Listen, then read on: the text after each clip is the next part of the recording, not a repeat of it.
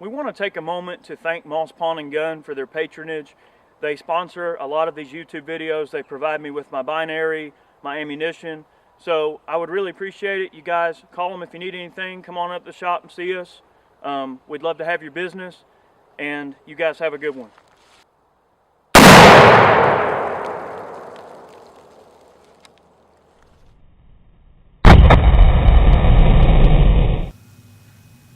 Professor Berry, report to the classroom.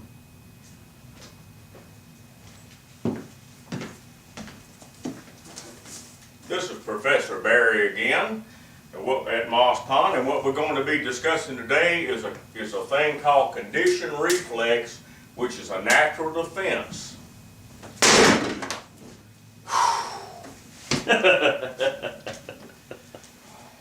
No horseplay in the classroom, please.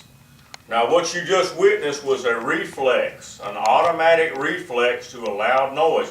Man has been programmed since the beginning of time that a loud noise means danger. A lightning strike, a roaring lion, some kind of a landslide or whatever.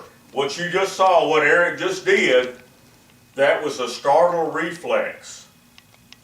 Now, in conditioned reflex, it is whatever you practice. Now, I know everybody's been at home. You'll have a power outage at the house. The lights are off. When you walk in the bedroom, bathroom, whatever, you flip the switch on and you say, what the heck am I doing? That's a reflex that is programmed into you when you walk into a dark room to flip on a light switch. Now, when I was a younger fella, my dad raised hunting dogs. My job was to feed those dogs when I got home from school. You'd make up a pan of food, and when you go in the fence, they would maul me. And they would do that wolfing effect with food. That is a primitive reflex left over from the olden days. That's left over from prehistoric times when animals had to grab everything they could when they could. Now, a lot of people do that too. But that wolfing reflex, that is a natural reflex. Well, when you drive a straight shift automobile, you're automatically in the right gear after a while because that is an automatic reflex. What does that have to do with guns? It has everything to do with guns. Now, in the olden days when police officers used revolvers, we're using fired casings here. We're not using live ammunition. I'm going to load this Model 10. This gun used to be the standard of all law enforcement in this country. Now, if you watch the movie Serpico with Al Pacino, you will see them practicing on the range.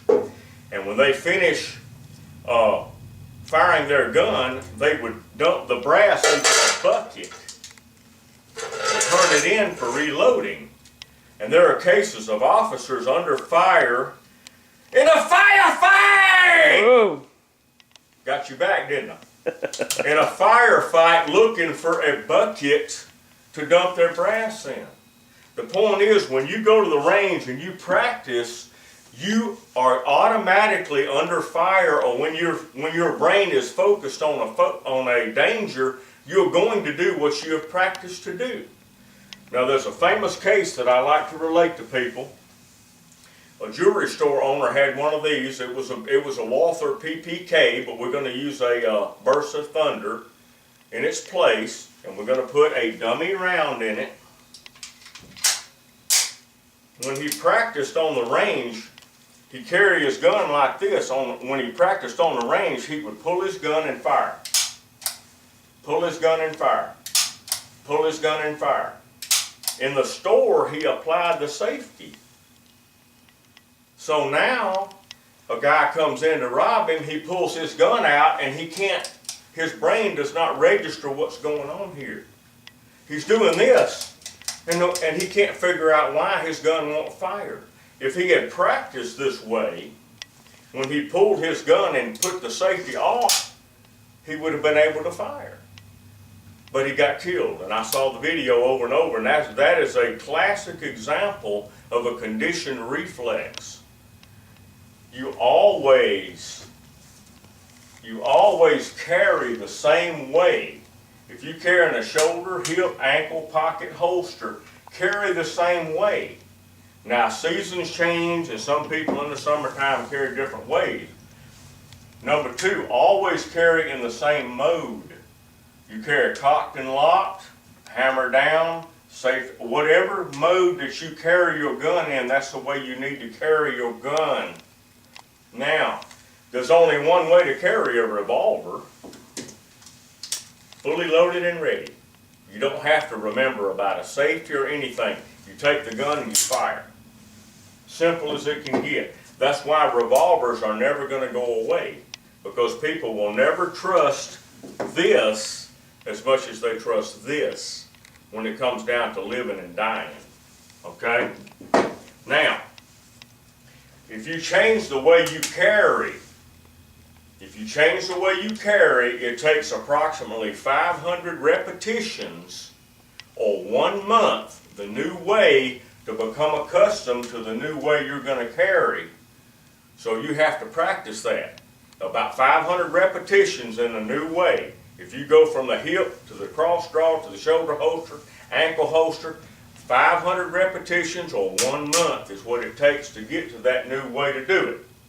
Now, always carry the way you practice. This is the one that will kill the hell out of you. This is the one right here. Now, I've had to pull a gun 2 times in my life to save my life. One, I had to do it instantly, and it was instinctively. The second time, I had plenty of time to prepare for it. I saw it coming for about 5 minutes, and I was ready for it. But if you're at a gas station pumping gas or whatever, and you got your mind on something else, and somebody comes up behind you, you better be ready, and you better be ready to do it right then and there. If you're carrying an ankle holster and you just carry here, the first thing you're going to do is be reaching for a gun that's not there anymore. Now, people don't believe that, but I've been in that position. I can tell you right now that this is true. You need to do that. Now, I have a term called in the groove. This is a rough sketch of a human brain. If you carry your gun in a hip holster, you form a groove in that brain. If you go to an ankle holster or some other carrier, like I said, it takes 500 repetitions or 1 month to form a new groove.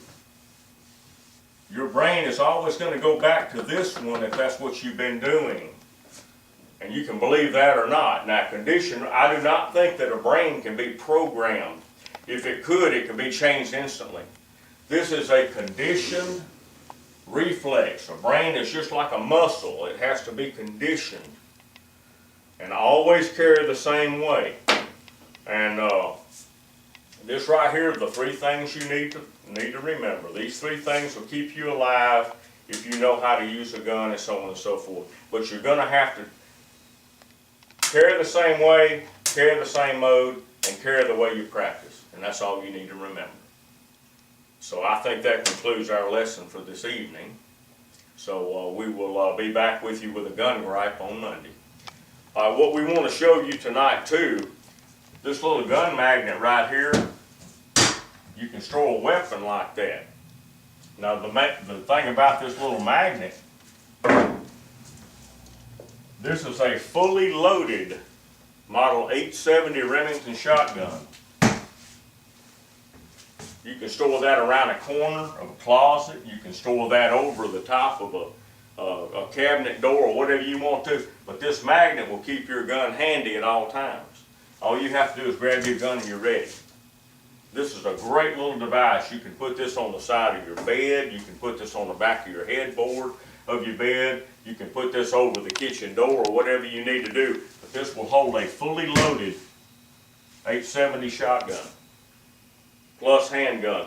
A lot of store owners buy these to keep a Glock or whatever underneath the counter.